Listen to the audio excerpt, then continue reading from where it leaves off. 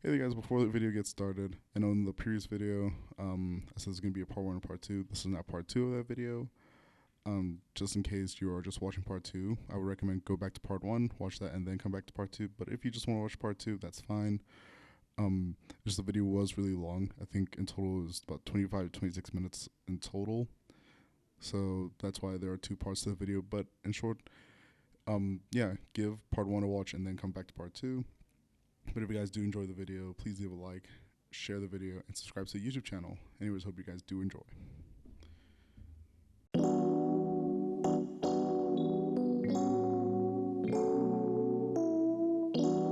Before we carry on, you touched on a important topic I actually want to cover. Yes. You said the poverty cycle. Yes. Now, within South Africa, we know it's a massive issue. It's a generational thing. Like, you'll see families, the father will be unemployed, and then so the son, the grandkids, and all so forth.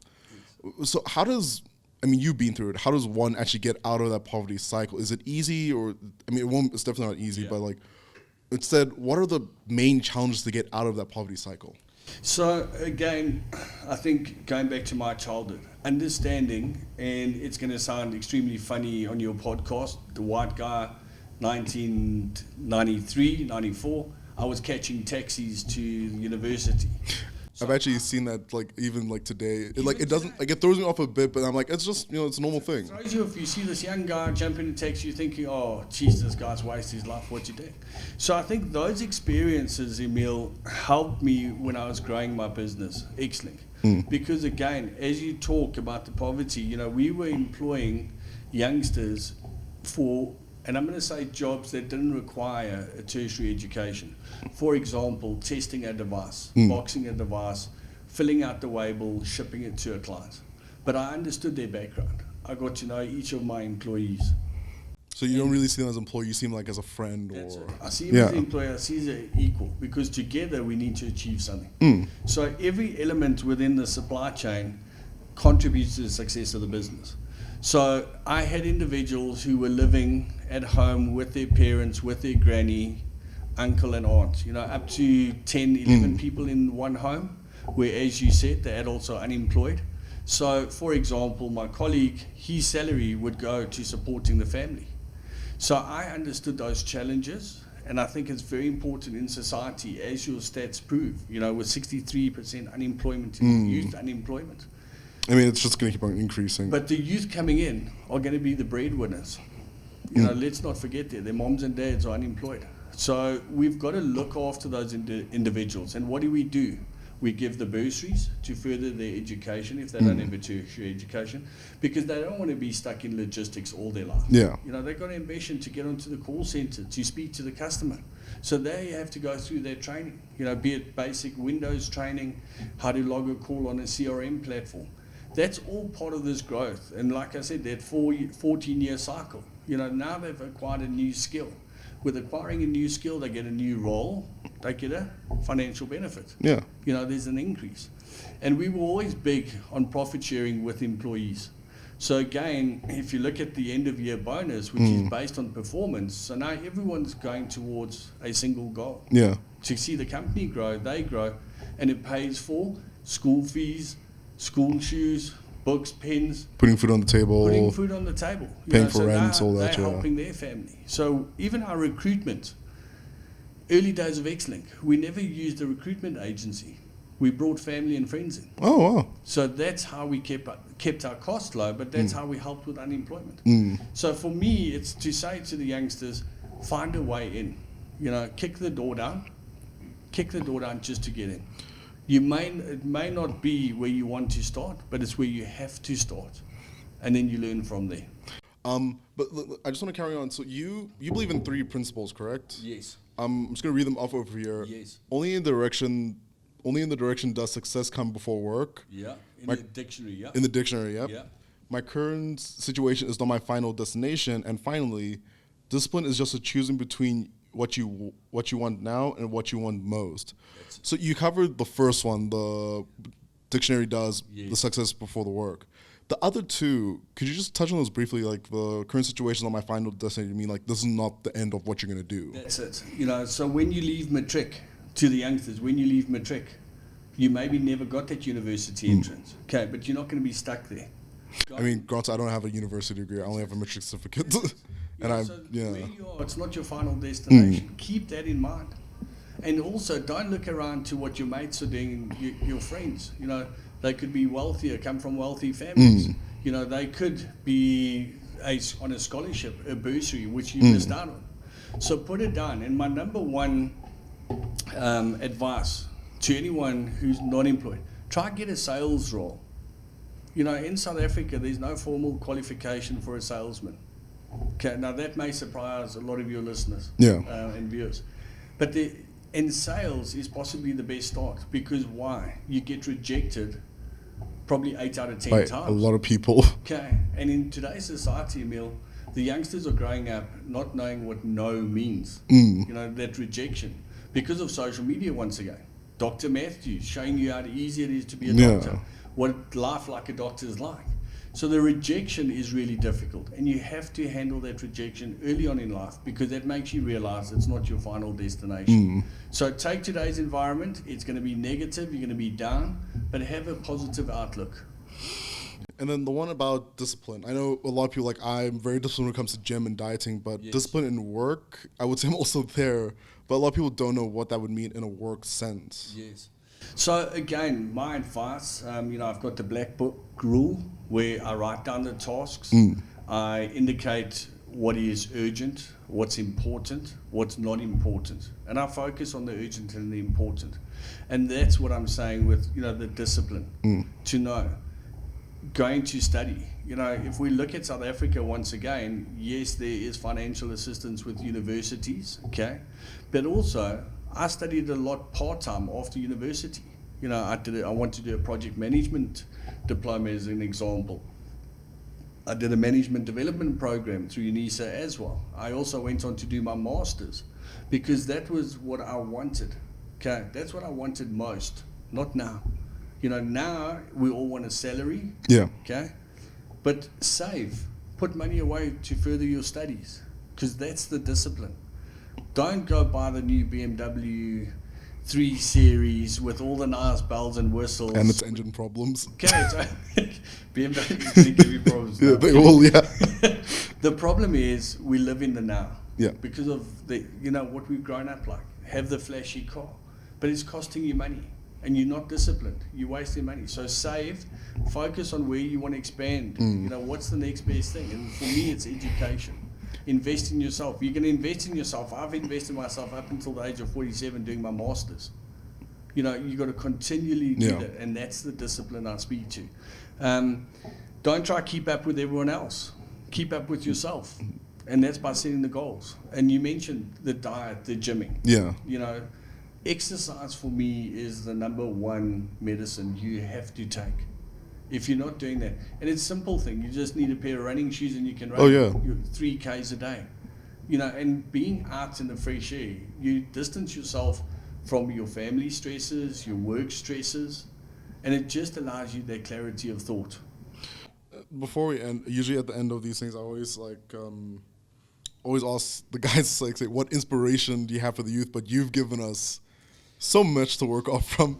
But I do want to ask you instead instead of giving inspiration to youth, is what advice would you give to someone who's like maybe in your situation? They're at a home, they're at a foster home, or they're in a children's home, and they don't know what to do, or there's a kid who's in their 20s and they don't know what to do with their life. They're just there.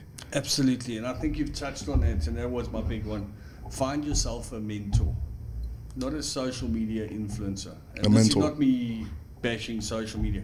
Find a mentor, someone in your organization where you work, someone within your school, a friend's father who's perhaps successful.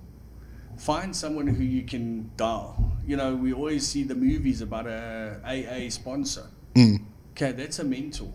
Find someone that you want to become, but be yourself, because everyone else is taken. I mean, I've kind of taken that route. I've started my own business this year.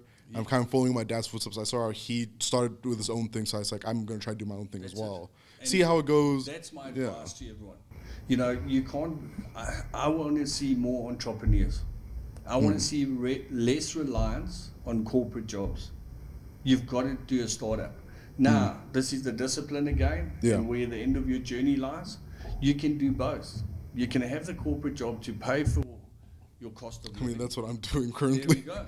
So you're a great example. I mean, this job is funding my business, but I'm also someone else wants to hire me for another job, so I'll have 2 sources of income for funding that, and then eventually 3 sources of income. And you know, every employment contract says that if you're going to have a second job, it cannot compete with your primary role. Yeah.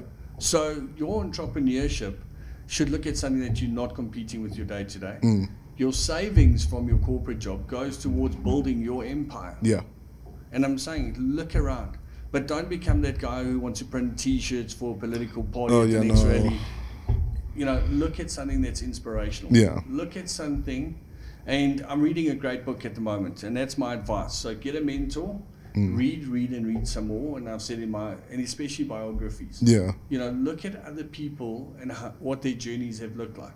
So you take the ex-Springbok John Smith. Okay, read his book. He didn't just become a Springbok. He had to work through he had to, yeah. You know, and every single Springbok has had highs and lows in their careers. And Osterrand, who was a World Cup winner in 1995, he then missed the World Cup, and 12 years later, he played in 2007. I mean, even if you look at Formula One people, like one of the people I love the most from Formula One is Niki Lauda. He had nothing. His family didn't want to sponsor him or anything. He had to take an investment out, which costed him quite a bit, and then went to Formula One and then was able to pay it off. Lewis Hamilton. Even better example. You know, we talk about this political environment and segregation. Look at what they overcame. There are big opportunities there. Tiger Woods, what he had to overcome in the US, which was predominantly middle-aged white guys. And then he's on top. And he's on top. You know, so again, perseverance, practice. I mean, even from the tennis scene, Serena Williams, for example, she's retired now. I don't follow that much up with tennis, but she's retired now. But she was on top of the log for a while. And go and find these individuals and see what they can tick. You know, Elon Musk. We all woke up and Elon Musk was famous, the wealthiest man in the world. Yeah. But go to his story. See how he got there. Came out of I've seen, South Africa. And a lot of people don't know that about him. You know, they think he was just a rich guy, his family. Father, yeah. You know, so he went out on his own. He did it on his own. His first business he sold, you know. Well, he did PayPal, and then after that went up. You know, and again, it's not his final destination. Yeah. His final destination is Mars. I will say with Elon Musk, I do have one grief with him. Yeah, which is? And I'm going to end the show after this, because I feel like a lot of people getting angry. I highly dislike Tesla. I just don't like electric cars, to be honest. Okay, so have you driven in one? No, it's not the fact of like driving. Like, I can imagine the ride must be comfortable, must be quiet. It's just the manufacturing of them, Hymie. I mean, as a South African, I get to travel quite a bit. Landed up in Chicago, saw the Tesla. I told a bit of a white lie saying I'm looking to move, you know, and I'm interested in the Tesla. Can I have a test drive? I mean, obviously the salesman wasn't going to say no. Yeah. It is phenomenal. No, it is. I mean, it's just next level, you know, from what he's done. Yeah. He's changed the EV market. And we South Africans, we petrol heads. Right? I think I'm still always going to be a petrol head. Like, and my girlfriend was telling the other day, I want to get an old 1985 Mazda MX-5 Miata, strip out the engine, try and find a V8, put it inside, and hope it works. You know, and that I think is what I'm saying, be yourself. Yeah. You know, we love what he's done, what he's accomplished.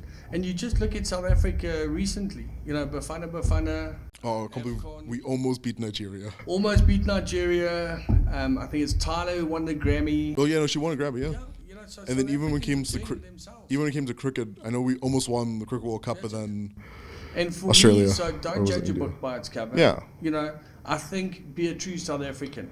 Going back to DDP's thing, they don't know what we know. Don't know. Like, I will say, I think, and I might be, you know, some people might judge me for saying this, but I think you're a perfect definition of what it means to be South African. You came from a rough childhood. You know, were in a children's home for a while. You put yourself through school. You matriculated. You started your own business. And now you're this person you are today. And I feel like if a lot of people can, I guess, follow, like you said, and read your story, that's it. It can inspire a lot of other people. And my advice is, like anywhere in the world, the government's not going to help you get there. Do it yourself. You have to, yeah. Okay. Forget the noise, because we all get consumed in the daily news, corruption, you know, billion stolen year. it doesn't affect you directly. So work on yourself, Yeah. set your goal, find your mentor, read and read and read some more. Stay off all social media, read a book. I mean, personally, I don't go on social media often. I mainly read a lot of like scientific books because I just like science. But anyways, Hymie, Emil, thank you so much for coming on. I think I have to make 2 parts out of this video. But again, thank you so much. And thank you guys so much for watching. If you guys did love this and you want Hymie to come back on, just let us know, type in the comments or message on social media. If you want us to do a whole special with anyone in particular that you guys want to see, let us know. We'll try our best to get them on the show, even if it is someone in government or a big CEO, big-time private CEO. We will try our best to get them on the show. But Hymie, I just want to say thank you so much for coming on and sharing your amazing story with everyone. thank you.